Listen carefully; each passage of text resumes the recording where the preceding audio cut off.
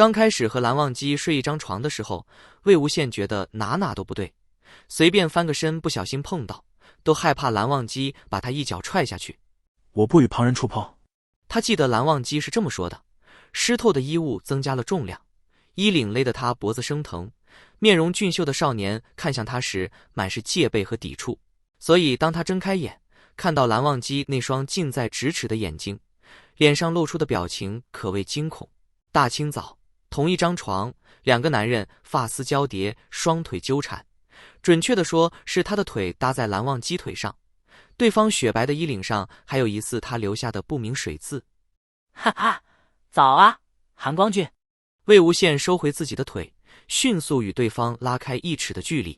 他以为蓝忘机一定会因为自己不雅的睡姿而生气，没想到他只是整理了下中衣，告诉他自己先下去买早点了，让他先去洗漱吧。哦。门被轻轻合上后，魏无羡重新倒在床上，烦躁地抓了抓额发。果然不是他的错觉，蓝忘机对他实在太温柔了。想想以前俩人接触的时候，蓝忘机对他可简单粗暴多了，能抓领子绝不牵手，能掰肩膀绝不拽袖子。而现在不但格外温柔格外包容，甚至体贴到了无微不至的地步。如果不是前世两人还算有些交情，他真的要怀疑这个蓝忘机是不是被夺舍了。蓝忘机自然不会被夺舍，那他这么做一定有什么理由。喝着蓝忘机泡的早茶，魏无羡心绪纷杂。曾经他最讨厌喝茶了，又苦又涩，喝少了不能解渴，喝多了又跑茅厕，实在不如喝酒来的痛快。可现下他和蓝忘机同吃同住，蓝忘机惯于饮茶，泡茶的时候就带他一起，渐渐的他也能品出茶的醇香、较苦、清甜。魏无羡道：这茶挺甜的。蓝忘机顿了顿，终于忍不住提醒：魏婴，那杯是我的。魏无羡定睛一瞧，自己拿的果然是蓝忘机刚喝的那杯，立马道对不起，要把杯子换过来。想了想自己那杯还是新的，于是又手忙脚乱地换了回来。蓝忘机道：没关系。重新拿回了自己的杯子，似乎毫不介意和他共饮一杯茶。诡异，太诡异了。这真的是蓝忘机吗？那个生性好劫，不惜与人触碰的韩光君，究竟是为什么突然变得对他这么好了？其实有很多问题他一直没来得及深思。按蓝忘机所说，他很早之前就发现他是魏无羡了，所以合衣而睡，给他钱包，耐心的等待，不顾一切的保护。这些温柔和信任都是基于他是魏无羡而做出的。他一直以为，如果蓝忘机认出他，不说喊打喊杀跟江城一样拿紫电抽他，也会对他深恶痛绝，不愿多看一眼。可蓝忘机之后的表现实在是莫名其妙，让他想不明白。他平生最讨厌模糊不清的关系，他巴不得直接去问蓝忘机：你是怎么回事？你为什么不骂我？为什么不打我？为什么处处护着我？你不是喜欢我吧，韩光俊？但他不敢，他怕被碧晨一剑刺死。他又不是天下名剑共用的剑鞘，哪把名剑都得往他身上捅一捅，才算名震天下，剑声圆满。既然不敢问正主，就只能问一问旁人的意见了。所谓旁观者清嘛。他环顾四周，悲哀地发现，他能问的旁观者好像只有温宁。温宁死的时候连老婆都没有，他懂这种事吗？不过不懂也没关系，3个臭皮匠顶个诸葛亮，凑合用吧。魏无羡把温宁叫过来，拉到身边坐着，开门见山道：你觉得蓝湛这人怎么样？温宁老老实实回答：蓝二公子很好啊。魏无羡一边喝着茶一边道：是不是样貌俊俏，品行高洁，修为不低，还要钱有钱？温宁道：公子，你自己不是知道吗？魏无羡压低声音道：那你说，为什么这么多年他都独身一人？温宁用特别复杂的眼神看了他一眼，似乎欲言又止，顿了半天道：公子为什么好奇这些？他清楚地记得魏无羡在乱葬岗的时候对他说过，不必要的感情会让人变得愚蠢和软弱，所以他对情啊爱啊毫无兴趣。在此之前，他也从未见过魏无羡好奇这方面的问题。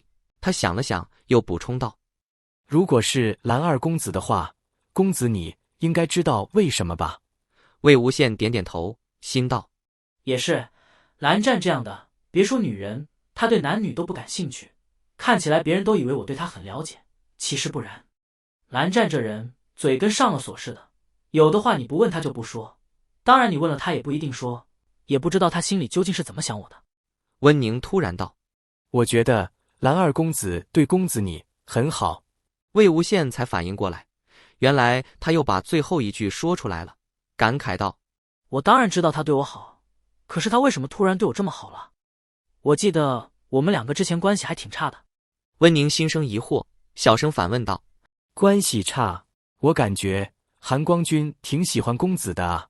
噗！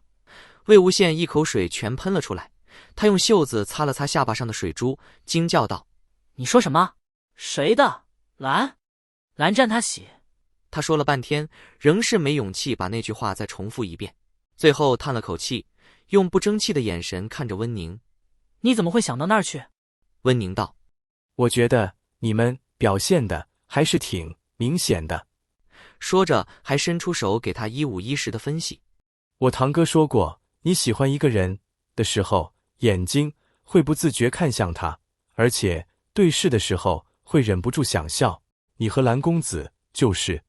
魏无羡立马反驳道：不对，蓝湛从来不笑的，就算他笑了，也不是只对我一个人，而且我在他面前也不总是笑啊，那不成傻子吗？温宁沉默了一会儿，又道：我堂哥还说了，如果喜欢一个人的话，聊起那个人总是会不自觉的话很多。魏无羡被噎了一下，眯着眼道：你堂哥知道的挺多哈。当你不把一件事往一方面想的时候，你不觉得它有什么，可一旦往其他方面想了，你会发现所有的事情都开始有意无意地印证着这个结果。他不禁按照这个假设，开始顺着自己的记忆往前捋。魏无羡是个没什么风流债，但读了不少圣贤书的人，他知道很多男孩子在青春懵懂的时期会变得特别爱跟小姑娘小打小闹，除非是恶意的，不然十之八九就是喜欢人家。因为年纪小什么都不懂，就把喜欢表达在欺负和挑衅上。前世的时候几乎所有人都知道他和蓝忘机不和，所以射日之争里，江家和蓝家的战场都分隔开来，就怕两人见面会不小心打起来。其实大多情况下都是魏无羡主动招惹的蓝忘机，他越是冷淡，魏无羡就越起劲，上课丢纸团，吃饭蹭一桌。面对魏无羡的挑衅，蓝忘机刚开始并没有太大反应，该看书看书，该练剑练剑，努力把他当空气对待，直到后来终于忍无可忍。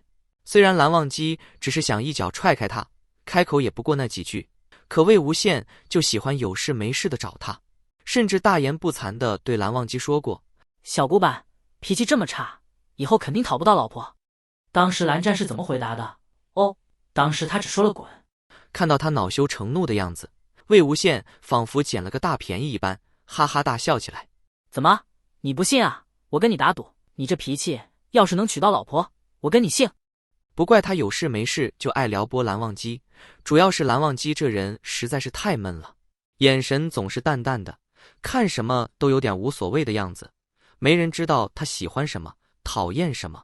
清心寡欲4个字形容他再好不过，简直跟那入了佛门的唐僧似的，不管对面是女妖精还是女施主都不为所动。魏无羡刚开始的时候也觉得这个人有点不近人情，冷冰冰的，像块捂不热的石头。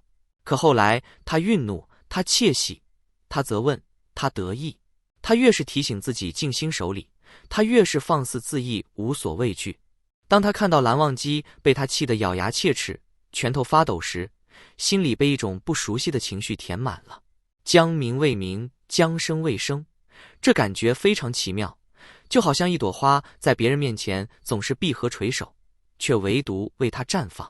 他喜欢蓝忘机这种将他和别人区别开来的感觉，并骄傲地认定自己在蓝忘机的眼睛里是特别的，是无色无味世界里一抹浓墨，是丢进平静水潭里的一块石头。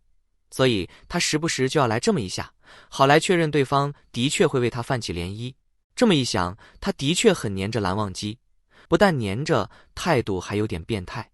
那时候江澄还调侃他：别每天跟在人屁股后面转悠，你是他小媳妇儿啊。当时他只笑骂江城口不择言，竟把这种心思拐到蓝忘机身上。现在想起来，突然觉得很不得了啊！他越琢磨越不对。当他发现自己满脑子都在想蓝忘机的时候，心道：糟糕，问题说不定真的严重了。他真的喜欢蓝忘机。